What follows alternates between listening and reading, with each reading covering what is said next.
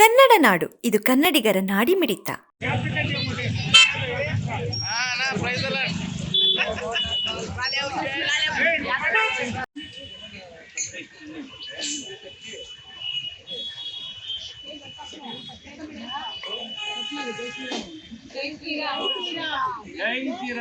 ಎಲ್ರಿಗೂ ನಮಸ್ಕಾರ. ಇವತ್ತು ವಿಶ್ವ ಪರಿಸರ ದಿನಾಚರಣೆ ಅಂಗವಾಗಿ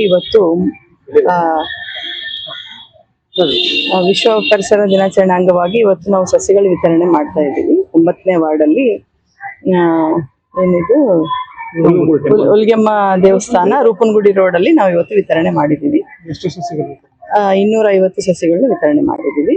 ಇನ್ನು ಅನೇಕ ಕಡೆ ಅಂದ್ರೆ ಮೋದಿಜಿಯವರು ಹೇಳಿದ ಒಂದು ಸ್ಲೋಗನ್ ತರ ಮನೆಗೊಂದು ಮರ ಅಂದ್ರೆ ತಾಯಿ ಹೆಸರಲ್ಲಿ ಒಂದು ಗಿಡ, ಮಾಕೆನ ಹರ್ ಘರ್ ಮೇ ಏಕ್ ಪೇಡ್ ಅಂತ ಹೇಳ್ಬಿಟ್ಟು ಒಂದು ಸ್ಲೋಗನ್ ಏನು ಮೋದಿಜಿಯವ್ರು ಮಾಡಿದಾರಲ್ಲ, ಅದೇ ಪ್ರಕಾರ ನಾವು ಕೂಡ ಮನೆಗೊಂದು ಮರ ಅಂತ ಹೇಳ್ಬಿಟ್ಟು ಇಲ್ಲಿ ಬಳ್ಳಾರಿಯಲ್ಲಿ ಸಸಿಗಳು ನಡೀತಾ ಇದೀವಿ.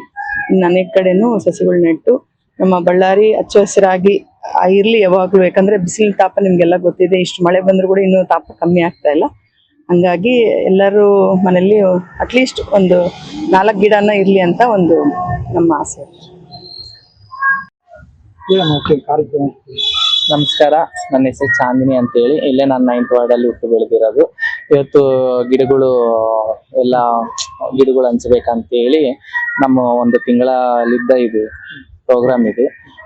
ಗರ್ಗರ ಅಂತ ಹೇಳಿ ನಮ್ಮ ಮೋದಿಜಿ ಅವರು ಹೇಳಿದ್ದಾರೆ.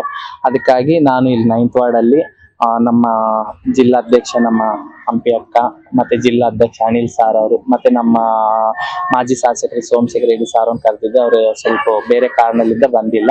ನಾವು ಮಹಿಳಾ ಮೋರ್ಚಾ ಕಡೆಲಿದ್ದ ನಮ್ಮ ಜಿಲ್ಲಾಧ್ಯಕ್ಷನ ಹಂಪಿ ರಮಣನ್ ಇಟ್ಕೊಂಡು ನಾವು ಇವತ್ತು ಗಿಡಗಳನ್ನ ಹಂಚಿ ನಮ್ಮ ಹುಲಿಗೆಮ್ಮ ಗುಡಿ ದೇವಸ್ಥಾನದಲ್ಲಿ ಒಂದು ಬೇವಿನ ಮರೆ ಮತ್ತೆ ಒಂದು ತುಳಸಿ ಗಿಡ ಇದೆ, ನಲ್ಲಿಕಾಯಿ ಗಿಡ ಇದೆ.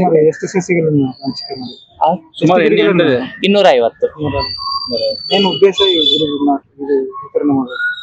ಮೇನ್ ಉದ್ದೇಶ ಏನಿಲ್ಲ, ಗಿಡಗಳು ಇದ್ರೆ ನಮ್ಮ ಬಳ್ಳಾರಿಯಲ್ಲಿ ತುಂಬಾ ಬಿಸಿಲಿದೆ, ಗಿಡಗಳು ಇರ್ಬೇಕು ಅಂತೇಳಿ. ಗಿಡ ಇದ್ರೇನೆ ನೆರಳು, ಮತ್ತೆ ಆಕ್ಸಿಜನ್, ಒಳ್ಳೆ ಗಿಡ ಇದ್ರೇನು ಒಳ್ಳೇದಂತ ಹೇಳಿ